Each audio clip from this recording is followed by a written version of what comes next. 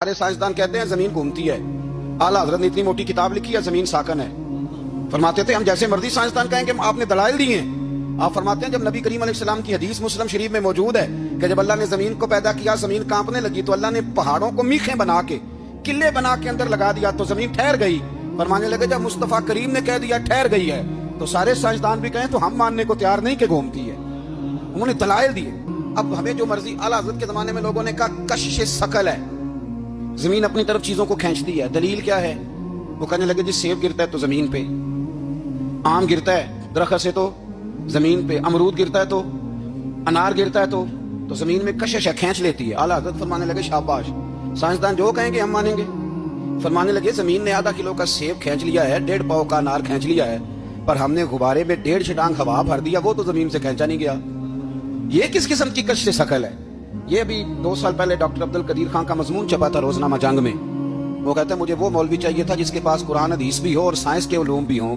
کہتا میں نے زمانے کے دروازے کھٹکھٹائے, پھر میں پہنچا بریلی کے امام کے پاس, اور کہتا ہے وہاں جا کے نہ میں ٹھہر گیا ہوں, اس لیے کہ مجھے قرآن و سنت کا نور بھی ملا ہے اور مجھے سائنس کے رموز بھی ملے ہیں. یہ واحد شخص ہے جو دین کو سائنس کا پابند نہیں کرتا بلکہ سائنس کو مدینے والے کا غلام بناتا ہے, مدینے والے کا غلام بناتا ہے. تو اعلیٰ حضرت فرمانے لگے عجیب فلسفہ ہے نا جی, آم کھینچ لیا اس نے, سیب کھینچ لیا, امرود کھینچ لیا, پر اس سے 1.5 چھٹانگ والا غبارہ. تو لوگوں نے کہا حضور پھر مسئلہ کیا ہے؟ آپ فرمانے لگے مسئلہ یہ ہے کہ ہر چیز اپنی اصل کی طرف لوٹ جاتی ہے. ہر چیز اپنی, سیب امرود انار زمین سے پیدا ہوتے ہیں تو زمین پہ گرتے ہیں. ہوا کی اصل اوپر ہے, اس لیے جب غبارے میں ہوا بھریں گے تو ہوا اس کو اوپر لے جائے گی.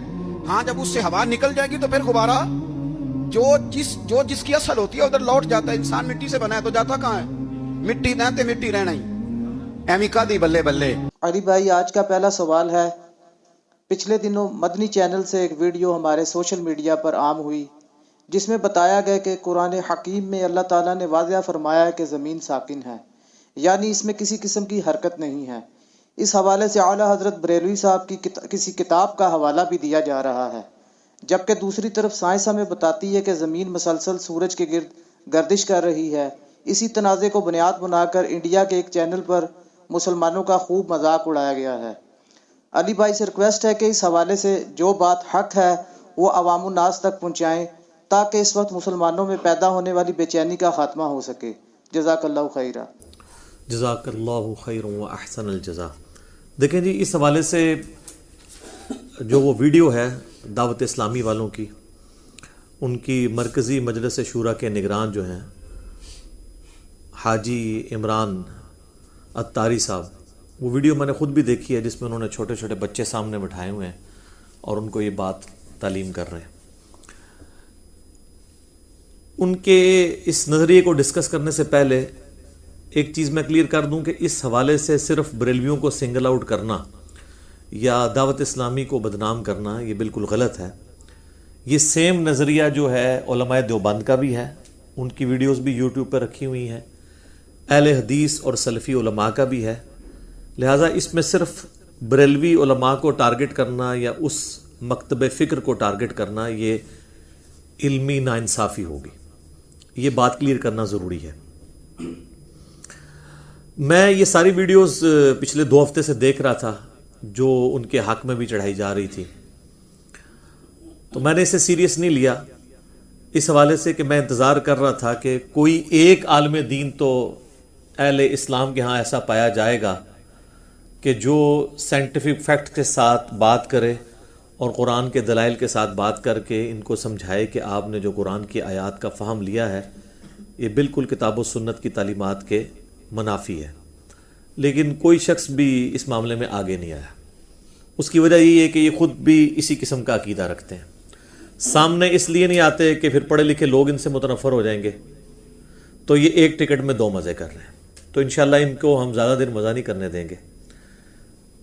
مجھے زیادہ پریشانی اس وقت ہوئی جب انڈین چینل کے اوپر یہ ویڈیو مدنی چینل کی چلائی گئی, تو اس وقت میں نے کہا یار یہ تو جو عامر خان نے پی کے فلم بنا کر ہندوازم کے فرسودہ نظریات کو لوگوں کے سامنے ایکسپوز کیا تھا, یہ سمجھ لیں کہ یہ ویڈیو ہمارے حق میں وہ پی کے ثابت ہو گئی ہے کہ اسلام کے ساتھ ان چیزوں کو تھوپا جا رہا ہے، اور قرآن و سنت کے ان کا جو اپنا فہم ہے اس کو عقیدہ بنا کر پیش کیا جا رہا ہے، اور اس کو اتنے شد و مت کے ساتھ پیش کیا جا رہا ہے کہ اگر اس کے خلاف کسی نے عقیدہ رکھ لیا تو وہ قرآن کا ہی منکر ہو جائے گا. یہ امیج دینے کی کوشش کی جا رہی ہے. تو پھر میں نے کہا کہ میں بھی اپنی خاموشی توڑ دوں اور اس کے اوپر کچھ بنیادی باتیں بھی، اور اسپیسیفکلی جو اعلیٰ حضرت کی کتاب ہے زمین ساکن ہے، وہ ان کے 3 فتوے ہیں جو اردو زبان کے اندر آپ کو ایک کمبائنڈ فارم میں کتاب مل جائے گی. آپ گوگل میں جا کے اس کا اردو کا PDF لکھیں تو ڈاؤن لوڈ ہو جائے گا. آلموسٹ 60 صفحوں کے قریب کی وہ کتاب ہے. وہ ساری کتاب میں نے 1994 میں بھی پڑھی تھی جب میں FSC کا اسٹوڈنٹ تھا، اور آج جون 2020 ہے، تو اس ویڈیو کی وجہ سے مجھے دوبارہ اسے پڑھنا پڑا کرٹیکلی، کہ میں دیکھوں کہ انہوں نے جو دلائل سامنے رکھے ہیں ان میں سے کتنی بات درست ہے اور کہاں پر ان کو سمجھنے میں غلطی لگی ہے. علمی اختلاف تو کسی سے بھی کیا جا سکتا ہے. تو ایک بنیادی بات اس حوالے سے سمجھ لیں کہ جہاں تک سورج اور چاند کی موشن کا تعلق ہے اس کے اوپر بالکل اتفاق ہے.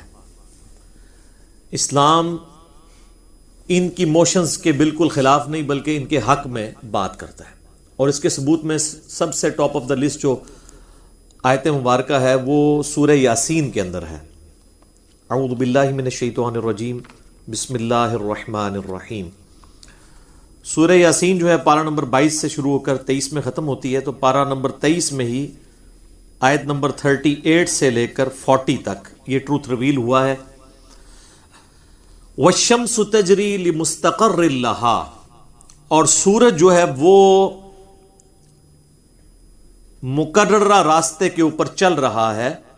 ذَلِكَ تَقْدِيرُ الْعَزِيزِ الْعَلِيمِ، اور یہ وہ اندازہ ہے جو سورج کے لیے مقرر کیا ہے اس ہستی نے جو العزیز ہے اور العلیم ہے، یعنی غالب ہے اور اس کے علم کے ساتھ یہ سب کچھ ہو رہا ہے. وَالْقَمَرَ قَدَّرْنَاهُ مَنَازِلَ حَتَّى عَادَ كَالْعُرْجُونِ الْقَدِيمِ، اور چاند کے لیے بھی ہم نے منازل مقرر کی ہیں یہاں تک کہ وہ بالکل پتلا ہو کر کھجور کی ٹہنی کی طرح ہو جاتا ہے، آخری دنوں میں بھی اور سٹارٹ کے دنوں میں بھی. لَلشَّمْسُ يَنبَغِي لَهَا أَن تُدْرِكَ الْقَمَرَ، نہ تو سورج کو یہ شایع ہے کہ وہ چاند کو پکڑ سکے، یعنی یہ دونوں حرکت تو کر رہے ہیں لیکن آپس میں ٹکراتے نہیں ہیں. وَلَا اللَّيْلُ سَابِقُ النَّهَارِ، اور نہ رات کی یہ جرت ہے کہ وہ دن کے اوپر بازی لے جائے، یعنی ہر چیز اپنے ٹائم کے اوپر آئے گی.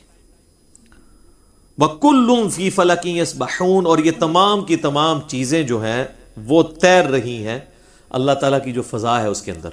لفظ استعمال ہوا ہے تیرنے کا، فلوٹ کرنے کا.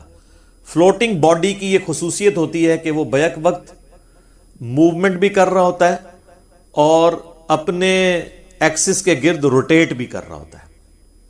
آپ کوئی بھی بال اگر پھینکیں سمندر کے اندر یا دریا کے اندر تو آپ دیکھیں گے وہ آہستہ آہستہ اپنے اس کے گرد روٹیٹ بھی کرے گا موومنٹ کے دوران، یہ اس کی مجبوری ہے یہ کرنا.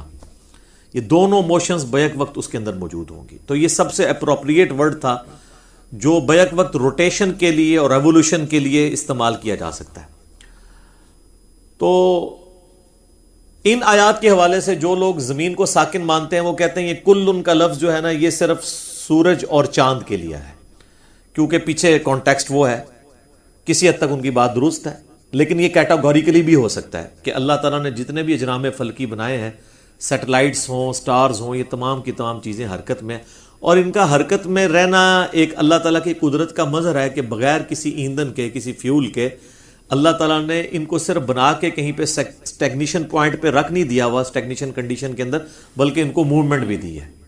تو جہاں تک سورج کی موشن کا تعلق ہے یا چاند کی، تو اس پہ آپ یعنی علماء کو اگر کنسیڈر کریں اس اعتبار سے جو کچھ وہ حق سمجھتے ہیں، تو ہمارا جو ریویلڈ نالج ہے اور ایکوائرڈ نالج یہ دونوں متفق ہیں، یعنی وحی کا علم اور علم سائنس. البتہ جو موشن آف ارتھ کا ایشو ہے، زمین کی موشن، اس میں ہمارے علماء کا یہ خیال ہے قدیم بھی اور جدید کہ جی قرآن کی روح سے زمین ساکن ہے، لیکن سب کا نہیں ہے، اکثریت ڈومیننٹ کا یہی نظریہ ہے. تو ظاہر ہے کہ اس وقت جتنے بھی مکاتب فکر ہیں وہ ان کو ڈرائیو کرنے والے جتنے علماء ہیں وہ تو یہی نظریہ رکھتے ہیں، اور اس میں سب سے ڈومیننٹ تو یہاں پر بریلوی مکتب فکر ہے. ان کے امام اعلی حضرت امام احمد رضا بریلوی المتوفی 1340 ہجری بمطابق 1921 ان کی ڈیتھ ہوئی. تو اپنی وفات سے 1 سال پہلے ہی انہوں نے یہ کتاب لکھی ہے 1920 کے اندر، زمین ساکن ہے. تو چونکہ وہ اب ساکن مانتے ہیں، اب پیچھے والے اس کو ڈیفینڈ کر رہے ہیں، اور اس حد تک ڈیفینڈ کر رہے ہیں کہ وہ یہ کہہ رہے ہیں کہ جس نے اس کے خلاف عقیدہ رکھا گویا اس نے قرآن کے خلاف عقیدہ رکھا. نعوذ باللہ، وہ اپنے فہم کو عقیدہ بنا کر پیش کر رہے ہیں اس اعتبار سے کہ اس کا کوئی انکار کرے گا تو وہ کافر ہی ہو جائے گا. تو ارتھ کی موشن کو ڈسکس کرنے سے پہلے ایک بنیادی بات سمجھ لیں کہ اسلام روئے ارض پہ وہ واحد ریلیجن ہے جو توہمات کو چھوڑ کر ڈیفینیٹ علم کے اوپر بنیاد رکھتا ہے. قرآن حکیم میں سورہ بنی اسرائیل کے اندر جو 10 کمانڈمنٹس آئی ہیں ان میں سے 9th کمانڈ ہے سورہ بنی اسرائیل آیت نمبر 36، وَلَا تَقْفُ مَا لَيْسَ لَكَ بِهِ عِلْمٍ، اے انسان کسی چیز کی پیروی اس وقت تک مت کر جب تک کہ تجھے اس کے بارے میں ڈیفینیٹ علم نہ حاصل ہو جائے. ان السمع والبصر والفؤاد کل اولئک کان عنہ مسئولا، بے شک کان، آنکھیں اور عقل، دل ہو یا دماغ کوئی بھی چیز، اس کے بارے میں تم سے پوچھا جائے گا کہ ان 3 انسٹرومنٹس کو استعمال کر کے تم نے حق بات تک پہنچنے کی کوشش کیوں نہیں کی. اسلام کہتا ہے علم کے بغیر آپ نے بنیاد نہیں رکھنی، اور علم اسلام 2 ہی مانتا ہے، یا تو ریویلڈ نالج ہو، وحی کا علم، کتاب و سنت کا علم جو انبیاء کے ذریعے آیا علیہم السلام، یا پھر acquired knowledge, the knowledge obtained through observations and experiments، جسے ہم سائنس کا علم بھی کہتے ہیں. یہ اللہ تعالیٰ کا ہی دیا ہوا علم ہے، اور یہ ہمارا جو سائنس کا علم ہے یہ فزیکل ورلڈ کے فینومینا کے ساتھ ڈیل کرتا ہے. جو قانون قدرت ہیں، یا ان کو موسٹ اپروپریٹ کہیں کہ خدائی قوانین، یہ خدا کا قانون ہے کہ آگ جلاتی ہے اور پٹرول آگ کو بھڑکا دیتا ہے، پانی آگ کو ٹھنڈا کر دیتا ہے. یہ سارے قدرت کے قوانین ہیں، یہ اتنے محکم ہیں کہ ٹوٹتے نہیں. اللہ کے لیے کوئی پرابلم نہیں، لیکن اللہ بھی کبھی کبھار ان کو توڑتا ہے. ابراہیم علیہ السلام کے لیے ایک ہی دفعہ آگ ٹھنڈی ہوئی ہے، موسیٰ علیہ السلام کے لیے ایک ہی دفعہ سمندر میں راستہ بنا ہے. روز روز یہ قوانین ٹوٹتے نہیں، ورنہ یہ سائنس پاسبل ہی نہ ہو. تو یہ اللہ تعالیٰ کے محکم قوانین ہے، اور یہ اتنے محکم ہیں کہ اللہ تعالیٰ نے سورۃ البقرہ کے اندر ابراہیم علیہ السلام کا ایک مجادلہ ہوا تھا اس وقت کے حکمران کے ساتھ، نمرود کے ساتھ، اللہ تعالیٰ کی ایگزسٹنس کے اوپر. تو اس میں ابراہیم علیہ السلام کی جس دلیل کے اوپر وہ خاموش ہو گیا تھا وہ یہی فزیکل فینومین آف نیچر کی دلیل تھی. سورۃ البقرہ کی آیت نمبر ہے 258، قال ابراہیم فإن اللہ یأتی بالشمس من المشرق، ابراہیم نے کہا کہ بے شک اللہ تو وہ ہے جو کہ مشرق سے سورج کو نکالتا ہے. فأتی بہا من المغرب، اگر تجھے خدا ہونے کا دعویٰ تو کرتا ہے نا تو تو سورج کو مغرب سے نکال کے بتا. فبہت الذی کفر، تو اللہ تعالیٰ فرماتا ہے کہ ہکا بکا رہ گیا وہ کافر. اب ظاہر ہے وہ کچھ بھی نہیں کر سکتا تھا، اس کا جواب تو پھر اس کو فزیکلی کر کے بتانا تھا. تو یہ جو قانون قدرت تھا، یعنی سورج کا مشرق سے نکل کے مغرب میں جانا، اس قانون کو ابراہیم علیہ السلام نے اللہ تعالیٰ کی حق میں دلیل کے طور پر پیش کیا. لہذا فزیکل فینومینا آف نیچر جو اللہ تعالیٰ کے قوانین ہیں بڑے محکم بنائے ہوئے، ان کو قرآن نے دلیل کے طور پر پیش کیا ہے. قرآن حکیم میں آلموسٹ 6500 آیات ہیں، ان میں سے 1000 کے قریب آیات انہی فزیکل فینومینا آف نیچر کے اوپر ہے، قانون قدرت کے اوپر ہے. اور اللہ تعالیٰ ان کو تذکیر کا، نصیحت کے ذریعے کے طور پر پیش کرتا ہے. اب یہ ایک الگ سے ٹاپک ہے، میں گھنٹوں اس پہ بول سکتا ہوں. نمونے کے طور پر سورۃ البقرہ کی آیت نمبر 164 ہے، جسے آیت الآیات کہا جاتا ہے. اللہ تعالیٰ کی قدرت کی کئی ایک نشانیاں ایک ہی آیت میں اللہ تعالیٰ نے جمع کی ہیں کہ اللہ کی ذات وہ ہے جس نے زمین و آسمان کو پیدا کیا، رات اور دن کے عدل بدل کے اندر، اسی طریقے سے زمین میں مخلوقات پھیلانے میں، آسمان سے بارش نازل کر کے زمین سے سبزہ اگانے میں، اور آسمان اور زمین کے درمیان جو مسخر اللہ تعالیٰ نے کیے ہوئے ہیں بادل، یہ اپنی جگہ کے اوپر سٹیبل ہیں اور پھر بارش لے کر یہ چلتے ہیں ہواؤں کے ساتھ. یہ تمام کی تمام قدرت کی نشانیاں اللہ تعالیٰ نے عقل والوں کے لیے رکھی ہیں کہ اس کے ذریعے وہ اپنے رب کو، اپنے کریٹر کو پہچان سکیں۔ اس کے علاوہ بھی اگر کسی کو شوق ہو تو سورۃ النحل پڑھ کے دیکھ لیں، سورہ الروم پڑھ کے دیکھ لیں۔ یہ وہ صورتیں ہیں جن میں اللہ تعالیٰ نے ڈیٹیل کے ساتھ اپنی قدرت کی نشانیوں کو بیان کیا ہے، اور اسی کو شاہ ولی اللہ دہلوی نے التذکیر بآلاء اللہ کہا ہے۔ اس میں ٹاپ آف دا لسٹ سورۃ الرحمن ہے، 31 ٹائمز یہ آیت آئی ہے، فَبِأَيِّ آلَاءِ رَبِّكُمَا تُكَذِّبَانِ، اے جن و انس کے دو بھاری گروہ ہو، تم اپنے رب کی کون کون سی نعمتوں کو اور اپنے رب کی کون کون سی قدرت کی نشانیوں کو، یہ اپروپریٹ ترجمہ ہے، جھٹلاؤ گے۔ اور یہ مودودی صاحب کو یہ اللہ تعالیٰ نے حکمت دی تھی، کیونکہ دوزخ کی آیات کے بعد بھی آتا ہے فَبِأَيِّ آلَاءِ رَبِّكُمَا تُكَذِّبَانِ۔ یہ مودودی صاحب نے ترجمہ کیا ہے کہ قدرت کی بڑی بڑی نشانیاں جو ہیں، ان نشانیوں کو تم کس طرح اے جن و انس جھٹلا سکتے ہو۔ تو اس طرح کے جب ایشوز آئیں نا قرآن سائنس کے حوالے سے، تو میں مشورہ دوں گا کہ ایک دفعہ ضرور تفہیم القرآن مولانا مودودی رحمہ اللہ کی پڑھ لیا کریں، کیونکہ وہ آج کے دور کی تفسیر ہے، اس کے پاس قرآن و سنت کا علم بھی تھا، اور ان کے پاس جو ہے وہ سائنس کا علم بھی تھا، اور موجودہ جتنے بھی علوم ہیں ان کے اوپر اللہ تعالیٰ نے انہیں ایک مہارت دی تھی، اس لیے اس طرح کی کمزوریاں آپ کو ان کی تفسیر کے اندر نظر نہیں آئیں گی۔ بہرحال ارتھ کی موشن کے اوپر جو اختلاف پایا جاتا ہے وہ اس لیے کہ ایک تو وہی کے علم کو صحیح طریقے سے پریزنٹ نہیں کیا گیا، دوسری طرف سائنس کے علم سے بالکل آنکھیں بند کر لی گئیں، اور اس کا رزلٹ یہ ہے کہ اس وقت جو تھوڑی بھی عقل رکھنے والے لوگ ہیں وہ تو دیندار لوگوں سے کیا، دین سے بھی متنفر ہونے کی طرف جا رہے ہیں، اگر کسی پلیٹ فارم سے صحیح طریقے سے ان کے ایشو کو ایڈریس نہ کیا گیا۔ اور ایشو کو ایڈریس کرنا یہ نہیں ہے کہ ہم صرف قرآن سے اس نظریے کا دفاع کریں، بلکہ جو مخالفین ہیں انہوں نے جس بات کو غلط سمجھا ہے اس کو صحیح طریقے سے ان کے اوپر ان کی غلطی آشکار کی جائے، تاکہ ہماری جو نوجوان نسل ہے وہ دین کے معاملے میں دین سے متنفر نہ ہو، قرآن و سنت کی تعلیمات سے متنفر نہ ہو۔ پچھلے 100 سال کے اندر جو انسانی ترقی ہوئی ہے سائنس کی فیلڈ کے اندر، یہ پوری انسانی ہسٹری کی ترقی کے اوپر بھاری ہے، اتنی پوری انسانی تاریخ میں ترقی نہیں ہوئی۔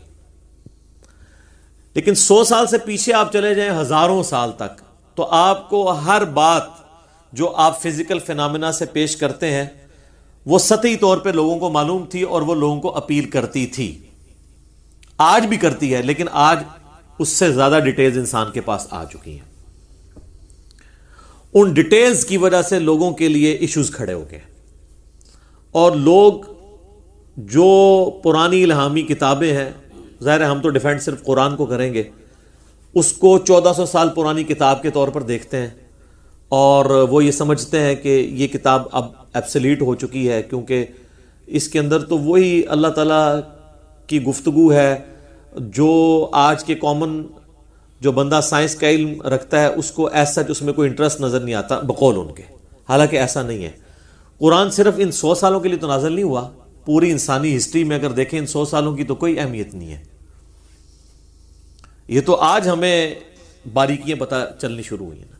تو قرآن چونکہ لٹریچر کی کتاب ہے تو لٹریچر کی زبان میں بات کرتی ہے، لٹریچر کی زبان میں جب بات ہو رہی ہوگی تو اس میں پھر آپ ویسی بات کریں گے جو ایک عام انسان اس فزیکل ورلڈ کو دیکھ کر آبزرو کرتا ہے، اس میں آپ خوردبین کی یا ٹیلیسکوپ کی یہ باتیں نہیں کریں گے، اگرچہ بعض چیزیں اس حوالے سے بھی ٹروتھ ریویل کی ہیں قرآن نے، خصوصاً ایمبریالوجی کی فیلڈ میں، کہ ایک ایمبریو جو ہے بچے کی فارم تک کن سٹیجز سے پہنچتا ہے۔ یہ تو 1980 کے بعد انسانیت کو الیکٹرانک مائکروسکوپ کے ذریعے چیزیں پتہ چلنی شروع ہوئی ہیں، پہلے تو نہیں پتہ تھی، لیکن قرآن میں اس کی ڈیٹیلز موجود ہیں، آج وہ میرا ٹاپک نہیں ہے۔ بہرحال کئی ایک چیزوں کی ڈیٹیلز کوئی نہیں موجود ہے، اور وہ ضرورت بھی نہیں تھی۔ قرآن نے تو چونکہ پوری انسانیت کے لیے اس نے فزیکل ورلڈ سے جو تعلق رکھنے والی چیزیں ہیں وہ چیزیں اس نے ایڈریس کرنی ہیں، جو چیزیں ہر انسان چاہے وہ کسی بھی زمانے کا ہو اس کے لیے وہ فائدہ مند ہو۔ ورنہ تو یہ 8 سے 100 سال کے پہلے کے انسان کو اگر ہم ایسٹرونومی کی وہ آج والی باتیں بتائیں تو ان کے لیے کیا دلچسپی ہوتی ہے، لیکن اس زمانے کی جو مثالیں قرآن میں بیان ہوئی ہیں وہ آج کے لیے بھی دلچسپی کا باعث ہیں، کیونکہ وہ سب کے سب لوگ آبزرو کرتے ہیں۔ کیا انسانیت یہ آبزرو نہیں کرتی ہے کہ آسمان سے بارش نازل ہوتی ہے اور مردہ زمین جو ہے وہ زندہ ہو جاتی ہے؟ تو یہ مثال تو کبھی بھی پرانی نہیں ہوگی. اسی طریقے سے قرآن میں سورۃ الانعام میں آیا کہ ایک ہی پانی سے سارے درخت سیراب ہوتے ہیں اور تم دیکھتے ہو کہ مختلف پھلوں کے ذائقے مختلف ہیں. تو یہ انسانیت یہ ہمیشہ آبزرو کرے گی اور پریشان ہے انسانیت کی یہ کیسے ہو رہا ہے, یہ کیسے یہ ساری چیزیں چل رہی ہیں.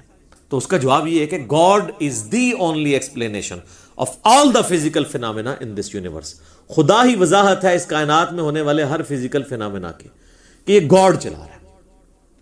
تو قرآن چونکہ لٹریچر کی زبان میں بات کرتا ہے, اس لیے بعض اوقات قرآن کی گفتگو کو لوگ میتھمیٹیکل گفتگو یا سائنس کی کتاب کے طور پر دیکھنا شروع کرتے ہیں تو پرابلم کھڑی ہو جاتی ہے. قرآن سائنس کی کتاب نہیں ہے, یہ سائنس کی کتاب ہے, اللہ کی آیات, نشانیوں کی. سائن انگلش میں کہتے ہیں نشانی کو.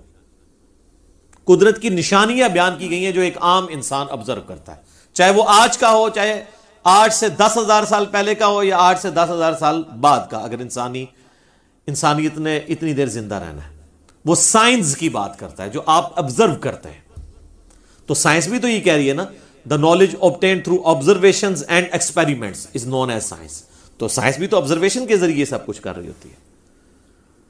تو بڑے سے بڑا سائنٹسٹ بھی آپ دنیا کے لے آئے نا, وہ کبھی یہ نہیں کہا کہ میرا آج دماغ کر رہا ہے کہ میں بریانی کھاؤں, وہ بھی کہے گا کہ میرا دل کر رہا ہے کہ میں بریانی کھاؤں, میرا دل چاہ رہا ہے. آپ دیکھیں اگر وہ محبت کے جذبات کو پریزنٹ کرتے ہیں تو وہ دل کا نشان بنا کے کرتے ہیں, حالانکہ ان کو بھی پتا ہے کہ سوچنے کا جو آلہ ہے وہ دماغ ہے, انسٹرومنٹ آف انٹلیکٹ جو ہے وہ دماغ ہے. اگرچہ اب دل کی طرف بھی بات جا رہی ہے, اس پہ میرا علیحدہ سے ایک کلپ بھی ریکارڈڈ ہے, لیکن ڈومیننٹ تو دماغ کا معاملہ ہے. تو کبھی کسی سائنٹسٹ کا کوئی مذاق نہیں اڑاتا کہ یار یہ دل کیا سوچتا ہے کہ بریانی کھائی جائے, تو کہے گا میں لٹریچر کی زبان میں بات کر رہا ہوں. آج بھی امریکہ کے آپ اخبار اٹھائیں تو ان میں سن رائز اور سن سیٹ لکھا ہوگا. کبھی کوئی بیوقوف شخص بھی یہ جرت نہیں کرے گا کہ وہ ان اخبارات کا مذاق اڑائے کہ بھئی سورج تو غروب ہوتا ہی نہیں ہے, نہ سورج طلوع ہوتا ہے, وہ تو ود رسپیکٹ ٹو زمین ہوتا ہے, تو آپ یہ سن سیٹ اور سن رائز کیوں لکھ رہے ہیں. تو کیا کہیں گے کہ ہم انسانی آبزرویشن سے بات کر رہے ہیں. اس وقت سائنس کی گفتگو نہیں ہو رہی ہے بلکہ آبزرویشن کی ہے. تو آبزرویشن میں تو ظاہر ہے سورج غروب بھی ہوتا ہے, سورج طلوع بھی ہوتا ہے. تو قرآن بھی چونکہ لٹریچر کی بک ہے, قرآن کی جتنے بھی آپ نے چیزوں کو پڑھنا ہے وہ کبھی سائنس کی بک کے طور پہ نہیں پڑھنا, لٹریچر کی زبان اور اس میں بھی کامن انسان کی جو آبزرویشن ہے. اس لیے آپ دیکھیں وہ جو سورۃ الکہف کے اندر ایک آیت آتی ہے جس کا اکثر لوگ مذاق اڑاتے ہیں ذوالقرنین بادشاہ کے حوالے سے جو ایتھیسٹ ہیں. یہ آیت نمبر ہے 86 کہ ذوالقرنین بادشاہ جو ہے وہ اپنے سفر کے دوران ایک جگہ پہ پہنچتے ہیں, حتی اذا بلغ مغرب الشمس وجدها تغرب فی عین حمیہ. اللہ تعالیٰ فرماتا ہے کہ وہ سورج کے غروب ہونے کی جگہ تک پہنچ گیا, یہاں تک کہ سورج کو اس نے ایک کیچڑ والی ندی کے اندر ڈوبتا ہوا پایا. It seems like that. جب سامنے کوئی چیز نہیں اور سورج غروب ہو رہا ہے, آپ کبھی سمندر کے کنارے بھی چلے جائیں تو آپ کو لگا سمندر میں جا رہا ہے, تو انسان تو یہ آبزرو کرتا ہے. اس کا قطعاً یہ مقصد نہیں ہے کہ قرآن یہ کہتا ہے کہ سورج جو ہے وہ کسی ندی میں جا کے ڈوبتا ہے, بلکہ انسانی آبزرویشن کی بات ہو رہی ہے. تو یہ انسان کی جو آبزرویشن ہے نا فزیکل ورلڈ کو دیکھ کے, اس اعتبار سے بات ہو رہی ہے. لہذا اس طرح کی باتوں کا مذاق نہیں اڑانا چاہیے. قرآن کو سمجھنے کے لیے ضروری ہے کہ آپ اسے لٹریچر کی بک کے طور پر دیکھیں, سائنس کی بک کے طور پر نہیں. قرآن پاک کی کوئی ایک آیت بھی اسٹیبلش سائنس کے خلاف نہیں ہے, کیونکہ یہ ورڈ آف گاڈ ہے اور یہ کائنات جو ہے وہ کریشن آف گاڈ ہے. اللہ کے قول اور فعل میں تضاد نہیں ہو سکتا. اور یہ یاد رکھیے گا سائنس جو ہے وہ صرف فزیکل ورلڈ کے ساتھ ڈیل کرتی ہے, جو فزیکل ورلڈ نہیں ہے اس کے ساتھ وہ ڈیل نہیں کرتی. جنات کی مثال دینا کہ سائنس جنات کو نہیں مانتی, وہ اس لیے نہیں مانتی کہ وہ اس کے ساتھ ڈیل نہیں کرتی. اسی طریقے سے فرشتے کبھی بھی آپ انسٹرومنٹ سے یا فزیکل آبزرویشن سے آبزرو نہیں کر سکتے, وہ اس فزیکل ورلڈ کی چیز نہیں ہے. تو وہ مثالیں دینا بالکل غلط ہے. سائنس وہ ان وجہ سے اس کو نہیں انکار کر رہی ہوتی ہے کہ وہ ایگزسٹ نہیں کرتی ہیں, بلکہ اس وجہ سے کہ ان کی ڈومین میں نہیں آتا. سائنس صرف فزیکل ورلڈ کے ساتھ ڈیل کرتی ہے, چاہے وہ چھپی ہوئی ہو چاہے ظاہر ہو. اب الیکٹرو میگنیٹک ویوز کسی نے نہیں دیکھی, پوری دنیا کا جو آپ دیکھ لیں یہ نظام سیٹلائٹ کا, ٹی وی چینلز کا, انفارمیشن کا اسی کے اوپر چل رہا ہے, لیکن اس کا کوئی انکار تو نہیں کرتا. ظاہر ہے وہ فزیکلی تو کسی نے دیکھی نہیں, لیکن ایکسپیریمنٹس کے ساتھ وہ چیزیں پروف ہو چکی ہیں. تو قرآن کے حوالے سے یہ دماغ میں کلیئر کرنا ضروری ہے، ادروائز مصیبت کھڑی ہو جائے گی۔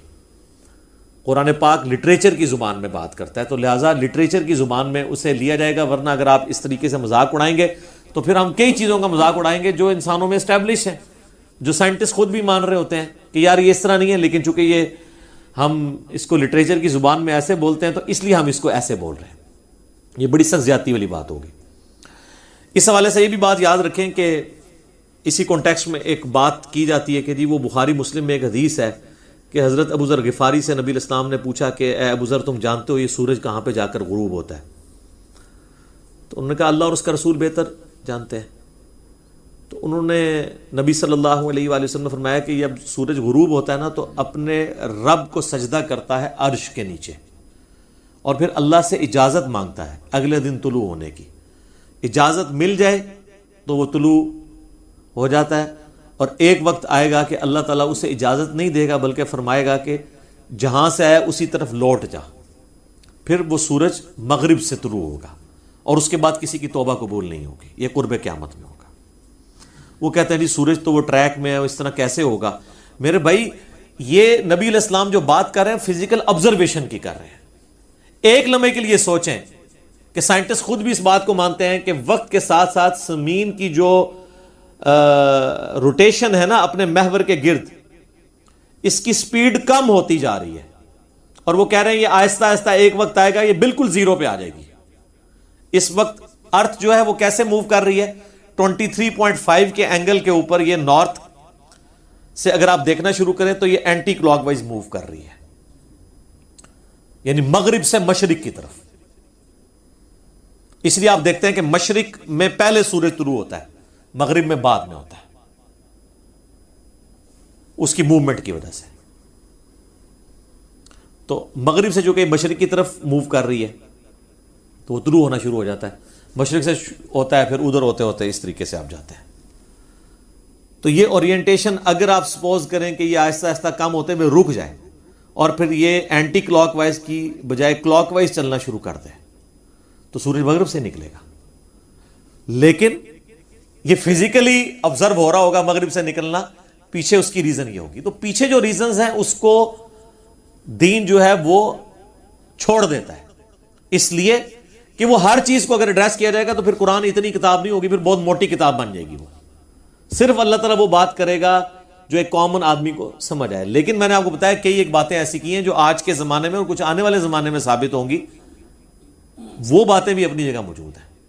ایسا نہیں ہے کہ ان کو بالکل ویل لیفٹ کر دیا گیا۔ قرآن کبھی بھی پرانا نہیں ہوگا، ہر زمانے میں قرآن پاک کی نئی نئی جہتیں لوگوں کے سامنے آئیں گی جو ان کو اس بات کو ماننے پر مجبور کریں گی کہ اللہ کا کلام ہے۔ جو سورہ حمیم السجدہ میں بھی اللہ تعالیٰ نے فرمایا سَنُرِيهِمْ آیَاتِنَا فِي الْآفَاقِ وَفِي أَنفُسِهِمْ حَتَّى يَتَبَيَّنَ لَهُمْ أَنَّهُ الْحَقُّ، ان قریب ہم انہیں زمین و آسمان میں اور ان کی جانوں میں ایسی نشانیاں دکھائیں گے کہ یہ پکار اٹھیں گے کہ قرآن حق ہے، اللہ کا وجود حق ہے، اللہ کی جو پرسنالٹی ہے وہ حق ہے، یہ مان اٹھیں گے۔ اور وہ دیکھ لیں آپ مان رہے ہیں۔ اس پہ میں نے کئی ایک لیکچرز دیے ہیں، آپ میرا ایک لیکچر ہے ہو از اللہ، مسئلہ number 60 in the light of scientific facts, Urdu کے اندر اللہ کون ہے۔ ایک اور لیکچر ہے مسئلہ نمبر 83B ہو کریٹڈ گاڈ، اور جدید شیطانی وسوسوں کا تحقیقی جائزہ، اللہ کو کس نے پیدا کیا، جس میں میں نے آج کے دور کے بڑے جو لیڈنگ ایتھیسٹ ہیں 80+ ان کی ایج ہے، پروفیسر رچرڈ ڈاکنز کی کتاب دا گاڈ ڈیلوژن، اس کا میں نے کریٹیکل انالیسس اس میں پیش کیا تھا۔ تو اسی طریقے سے ایک لیکچر ہے قرآن ورسز ماڈرن سائنس، اس میں میں نے اس حوالے سے کافی مقدمے میں چیزیں کلیئر کی، کچھ آج میں نے کور کی ہیں، باقی میں سکپ کرتا ہوں۔ ان 3 لیکچرز کا لنک ہم نیچے دے دیں گے، جسے شوق ہے نا ان چیزوں کو سمجھنے کا، تو وہ پھر ظاہر ہے کہ یہ 5 منٹ میں تو بات نہیں سمجھائی جاتی، یہ پورا مقدمہ ہے۔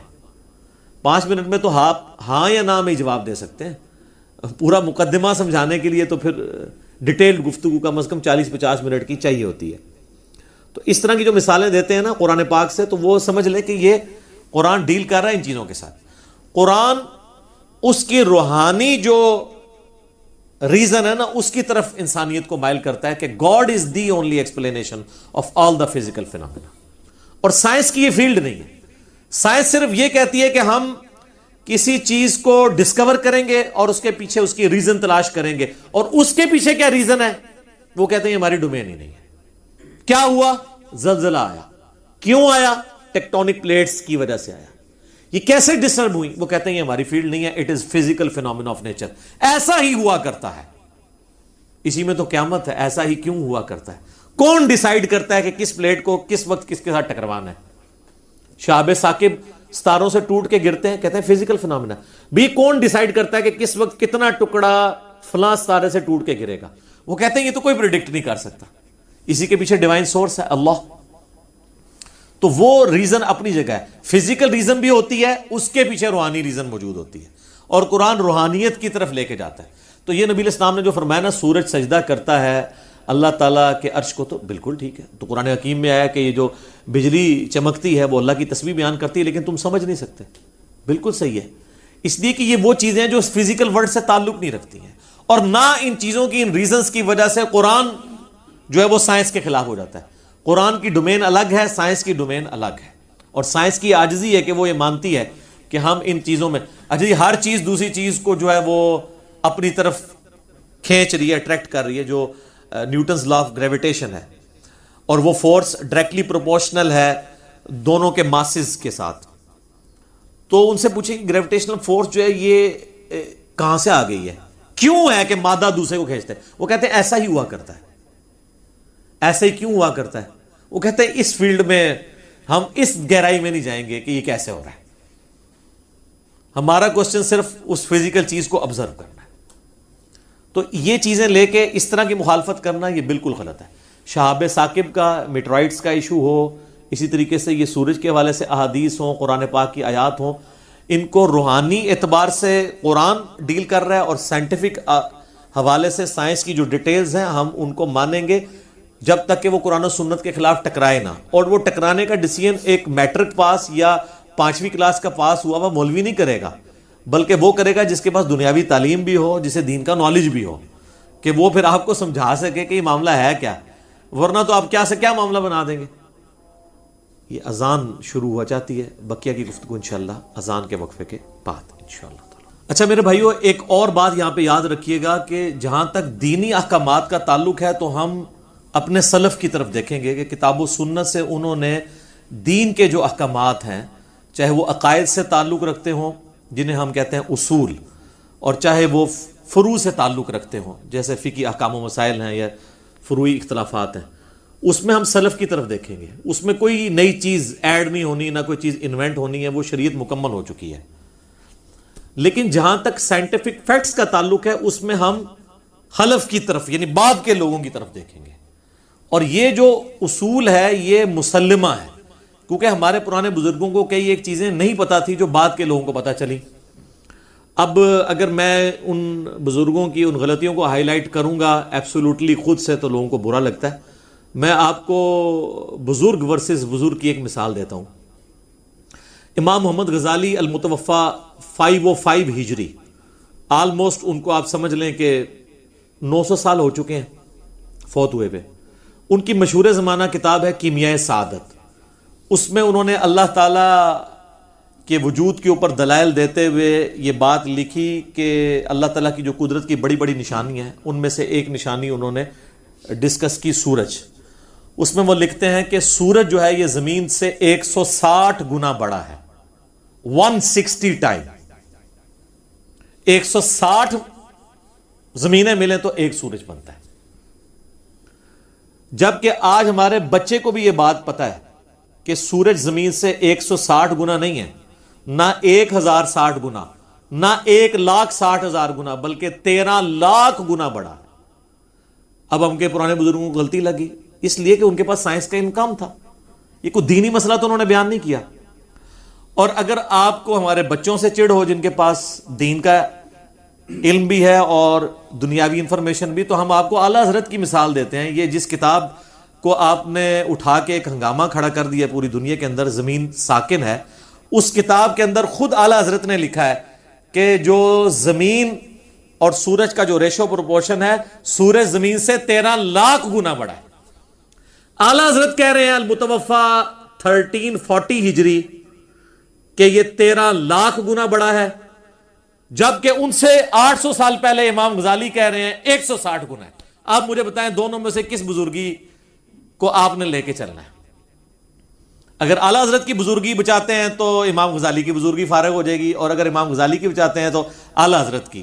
حالانکہ دونوں کو اگر ہم سائنٹیفکلی دیکھیں تو اعلیٰ حضرت کی بات درست ہے، امام غزالی کی بات غلط ہے. لیکن اس سے رزلٹ یہ بھی نکلا کہ پرانے بزرگوں کو کئی معاملات کے اندر سائنٹیفک فیکٹس میں غلطیاں لگی ہیں، اور یہ اعلیٰ حضرت نے خود نہیں کیلکولیٹ کیا 13 لاکھ گنا. انہوں نے لکھا ہے کہ جو فلکیات کے ماہرین ہیں، جو اس فیلڈ کے لوگ ہیں، انہوں نے ہمیں یہ بات بتائی ہے، اور انہوں نے کہا میں اس کے ساتھ ایگری کرتا ہوں. بلکہ انہوں نے کہا کہ میں تو کہتا ہوں یہ تقریباً 14 لاکھ گنا بڑا ہے، یہ بھی لکھا ہے. اور ہم یہ انشاءاللہ جے پی جی ایڈ کریں گے تاکہ کسی کو اس حوالے سے آمدہ اعتراض اٹھانے کی جرت نہ رہے.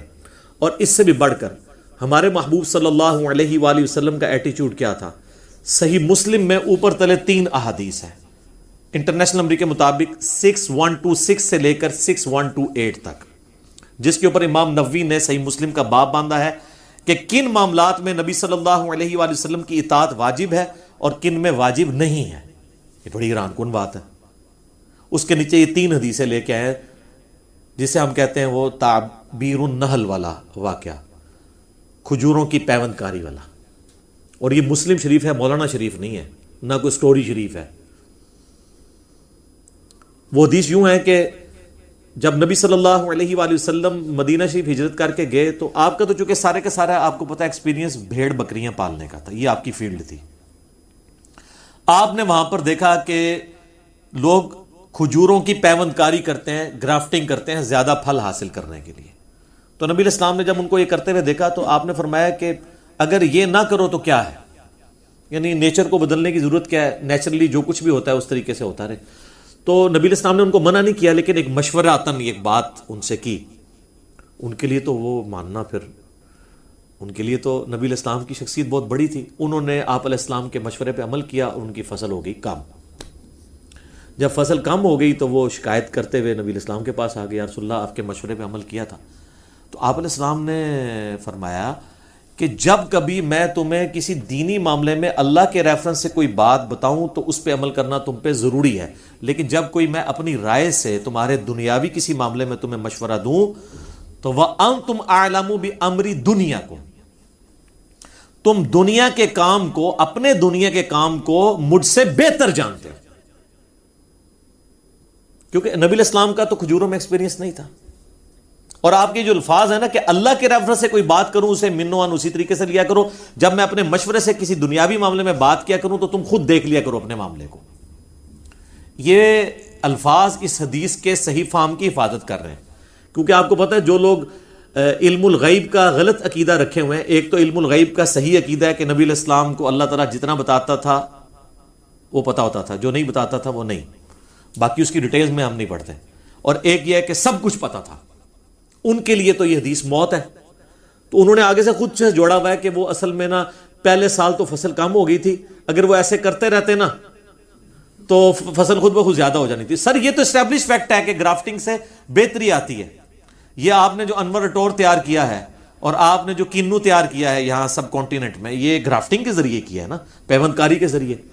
تو میرے بھائی اس میں واضح الفاظ ہیں کہ آپ علیہ السلام فرمایا کہ جب میں اللہ کے ریفرنس سے بات کروں تو لے لیا کرو، اور جب میں اپنی کوئی ذاتی بات کرتا ہوں تمہارے دنیاوی کسی معاملے میں تو تمہیں بہتر پتہ ہے اپنے معاملات کو، تمہارا ایکسپیرینس زیادہ ہے اس فیلڈ کے اندر. اور اس سے بڑھ کر امام نووی نے جب امام مسلم کی اس حدیث پہ باب باندھا ہے، کیونکہ امام مسلم نے باب نہیں باندھے تھے. آج دنیا میں جو مسلم شریف میں باب آپ کو نظر آ رہے ہیں وہ امام مسلم کے نہیں، امام نووی کے ہیں. تو انہوں نے بھی اس کے اوپر ہیڈنگ بنائی ہے کہ کن معاملات میں نبی علیہ السلام کی اطاعت واجب ہے اور کس میں نہیں ہے. تو امام نووی نے بھی وہی فارم لیا ہے جو اس حدیث میں سے نکلتا ہے. تو یہ میں بتا رہا ہوں، یہ کہانی کرواتے ہیں. تو اب مجھے بتائیں نبی علیہ السلام جب اپنے بارے میں یہ بات کر رہے ہیں تو کتنے انصاف پسندی ہے کہ آپ علیہ السلام ہماری ہدایت کے امام ہیں. آپ علیہ السلام ہمیں ایٹم بم بنانے کا طریقہ بتانے کے لیے دنیا میں نہیں آئے ہیں.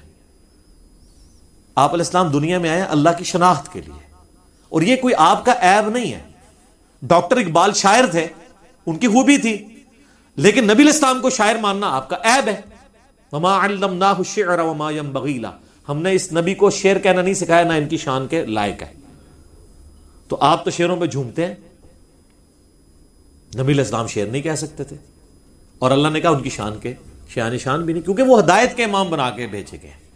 تو ان باتوں کو سمجھنے کی ضرورت ہے. ادروائز ایک عام مسلمان جو تھوڑا پڑھ لکھ جاتا ہے، اب چونکہ میں میکینیکل انجینئر ہوں اور پریکٹیکل فیلڈ کے اندر ہوں، ساتھ دین کے حوالے سے بھی ڈسکشن کرتا ہوں، تو مجھے پتا ہے کہ ایک عام آدمی کیا سوچتا ہے، پڑھا لکھا آدمی تو وہ پھر پریشان ہو جاتا ہے. تو میں پھر وہی بات ریپیٹ کروں گا کہ آپ نے قرآن حکیم کو ایز اے لٹریچر کی بک لینا ہے، اور قرآن پاک جن آبزرویشنز کی بات کرتا ہے وہ ہیں جو ایک کامن آدمی آبزرو کرتا ہے. ایک کامن آدمی جو دیکھ کے سمجھتا ہے نا، وہ اس کی ڈیٹیلز میں سوائے چند چیزوں کے باقی چیزوں میں بات قرآن نہیں کرتا، کیونکہ قرآن انسانی نفسیات کے ساتھ ڈیل کر رہا ہے. ورنہ تو پھر اگر قرآن آج کے دور کی ایک ایک نٹی گریٹی بیان کرتا تو مجھے بتائیں 100 سال کو نکال کے پچھلے 1300 سال کے لوگوں کے لیے قرآن میں کیا انٹرسٹ ہوتا ہے. وہ کہتے ہیں کس قسم کی باتیں کر رہے ہیں. آج مولویوں کو ہم بیسک سائنس بتاتے ہیں نا، وہ پریشان ہو جاتے ہیں. ہم انہیں کہتے ہیں یہ first law of thermo dynamics ہے، وہ کہتے ہیں. ہم کہتے ہیں یہ انٹروپی ہے، وہ کہتے ہیں انٹروپی کیا ہوتی ہے. ایوولوشن کے ان کو اسپیلنگ بھی نہیں آتے، تو ان کو کیسے یہ چیزیں پتہ چلیں گی. ٹھیک ہے، ڈارون کا رد تو تب کریں گے جب ان کو ایوولوشن کے اسپیلنگ بھی آتے ہوں گے، پھر وہ بتائیں گے کہ بھی ڈارون نے جو گمراہی پھیلائی ہے وہ کیا ہے، اسلام کیا بات کرتا ہے. جن کو پتہ ہی نہیں ہے باتیں، وہ کیسے کر سکتے ہیں. اب آ جائیں وہ اعلیٰ حضرت کی اس مشہور زمانہ کتاب زمین ساکن ہے، جو 1920 میں انہوں نے لکھی، اور آج بریلوی علماء اس کا دفاع کر کے امت کو یہ بتا رہے ہیں کہ اگر آپ نے زمین کو ساکن نہ مانا تو آپ قرآن کے خلاف ہو جائیں گے. اور صرف بریلوی اس میں سنگل آؤٹ نہیں ہے، دیوبندیوں کا بھی یہی عقیدہ ہے. یہی عقیدہ جو ہے وہ اہل حدیث کا بھی ہے. اہل حدیث کے سلفی سعودی عرب کے علماء کے باقاعدہ فتوے ریٹن میں چھپے ہوئے ہیں، ان کی تقریریں رکھی ہوئی ہیں یوٹیوب کے اوپر، کہ جس میں وہ بتا رہے ہیں کہ بھی زمین ساکن ہے، قرآن یہی بتاتا ہے. تو ان کے جو مین دلائل ہیں نا وہ میں ڈسکس کرتا ہوں، جس کے اوپر پوری کتاب کھڑی ہے، تو آپ کو سمجھ آ جائے گا کہ انہوں نے غلطی کہاں پر کھائی ہے. انہوں نے عقلی دلائل بھی دیے ہیں، نقلی دلائل بھی دیے ہیں. یعنی نقلی دلائل سے مراد قرآن و سنت کی نقل سے جو ہیں، یہ پنجابی والی نقل نہیں ہے کی پھر کہنا ہے گستاخی ہو گئی ہے، تو یہ نقل دوسری ہے. جو نقل ہوئے ہیں دلائل، اس میں انہوں نے جو بنیادی دلیل جس کو اپنے کتاب کی ہیڈنگ کے طور پر بھی پیش کیا، انہوں نے پہلے پیج کے اوپر دباچے کے سٹارٹ میں جس کو ہیڈنگ بنایا ہے، اور جس کے اوپر پورے کا پورا مقدمہ کھڑا ہے، وہ آیت ہے سورہ فاطر کی آیت نمبر 41. اعوذ باللہ من الشیطان الرجیم. یہ پارہ نمبر 22 کے اندر سورہ فاطر ہے، آلموسٹ اس کے اینڈ پہ جا کے آتی ہے. ان اللہ یمسک السماوات والارض ان تزولا، بے شک اللہ ہی نے تھام رکھا ہے آسمانوں اور زمین کو کہ کہیں ٹل نہ جائیں، زوال پذیر نہ ہو جائیں، اپنی جگہ سے ہل نہ جائیں. وَلَا إِن زَالَتَا إِنْ أَمْسَكَهُمَا مِنْ أَحَدٍ مِّن بَعْدِهِ، اور اگر یہ اپنی اس جگہ سے ہل جائیں تو کوئی ایک بھی ایسا نہیں ہے کہ جو ان کو تھام سکے، اس کے بعد اپنی پوزیشن پہ واپس لا سکے. اِنَّهُ كَانَ حَلِيمًا غَفُورًا، بے شک وہ یعنی اللہ بردبار ہے اور معاف کرنے والا ہے. یعنی وہ اس کی بردباری ہے، شرک ہوتے دیکھ رہا ہے، اور حلم ہے اس کے اندر، وہ ڈھیل دیتا ہے کہ شاید لوگ اس کی طرف پلٹ آئیں. وہ کہتے ہیں یہ جو الفاظ ہے نا یمسکو، اس سے مراد ہے کہ اللہ تعالیٰ نے ان کو ایک جگہ روکا ہوا ہے. اس کا مطلب بالکل یہ نہیں ہے. اگر آپ یہ مطلب نکالنا شروع کریں گے تو پھر آپ کے لیے پرابلم کھڑی ہو جائے گی. سورۃ الملک تو سارے ہی پڑھتے ہیں نا جی رات کو سونے سے پہلے، یہ تو ہمارے وظائف میں سے ہے نا. سورۃ الملک میں ایک آیت آتی ہے پرندوں کے حوالے سے، آیت نمبر ہے 19. اولم يروا الى الطير فوقهم صافات ويقبض، کیا تم لوگوں نے اپنے سروں کے اوپر پرندے نہیں دیکھے جو پر پھیلاتے ہیں اور سمیٹتے ہیں. ما يمسكهن الا الرحمن، وہی الفاظ آگے، یمسکو، ان کو نہیں تھام رکھا مگر رحمان نے.